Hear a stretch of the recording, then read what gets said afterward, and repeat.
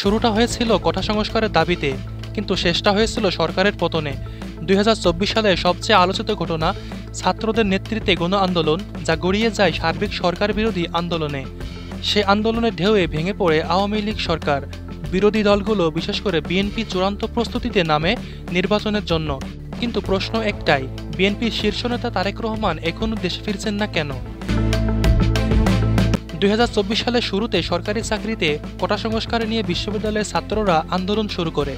ঢাবি, রাজশাহী, চট্টগ্রাম, সাস, জাহাঙ্গীরনগর সব ক্যাম্পাসে আন্দোলন ছড়িয়ে পড়ে। কিন্তু আন্দোলন দমাতে গিয়ে সরকার অতিরিক্ত শক্তি প্রয়োগ করে, যার ফলে ছাত্র সমাজের ভেতরে ক্ষোভ আরও বেড়ে যায়। ফলাফল কোটা আন্দোলন হয়ে যায় সরকার পতনের আন্দোলন।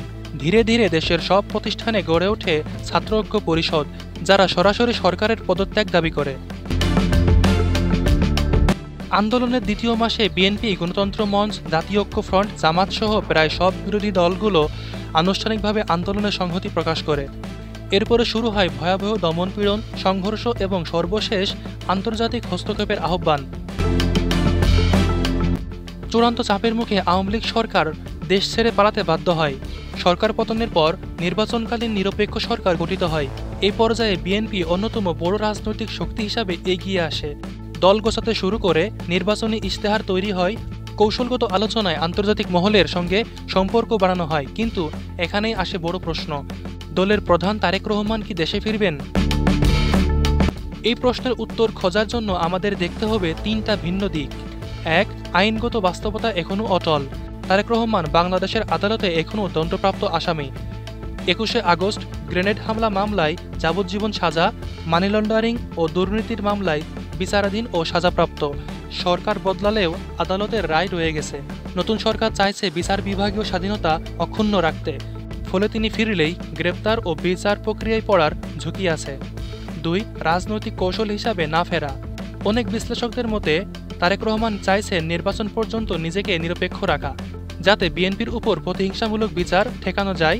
ফেরার আগে রাজনৈতিকভাবে পরিস্থিতি প্রস্তুত করা যায়। এটি এক ধরনের ওয়েট অ্যান্ড ওয়াচ স্ট্র্যাটেজি, সঠিক সময় হলে নাটকীয় প্রত্যাবর্তন। ৩, ফেরার পথ এখনও ঝুঁকিমুক্ত নয়। ফেরার পর যদি রাজনৈতিক প্রতিপক্ষ তীব্রভাবে আক্রমণ করে, আদালত দ্রুত দণ্ড কার্যকর করতে চায়, মিডিয়া বিভাজন তৈরি করে, তাহলে বিএনপির নির্বাচনী প্রচারে নেতিবাচক প্রভাব ফেলতে পারে। এজন্য হয়তো তারেক রহমান এখনও নিরাপদ দূরত্বে থেকে পুরো পরিস্থিতি পর্যবেক্ষণ করছেন।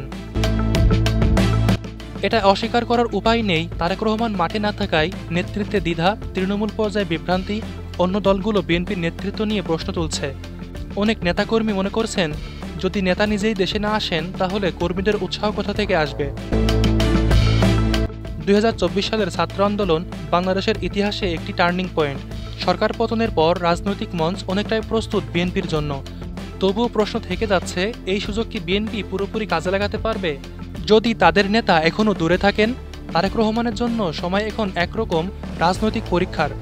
তিনি কি সাহস করে দেশে ফিরবেন, নাকি লন্ডনের নিরাপদ দূরত্ব থেকেই দেশের ভবিষ্যৎ নির্ধারণ করবেন? আপনি কি মনে করেন? আপনার মতামত কমেন্টে জানান।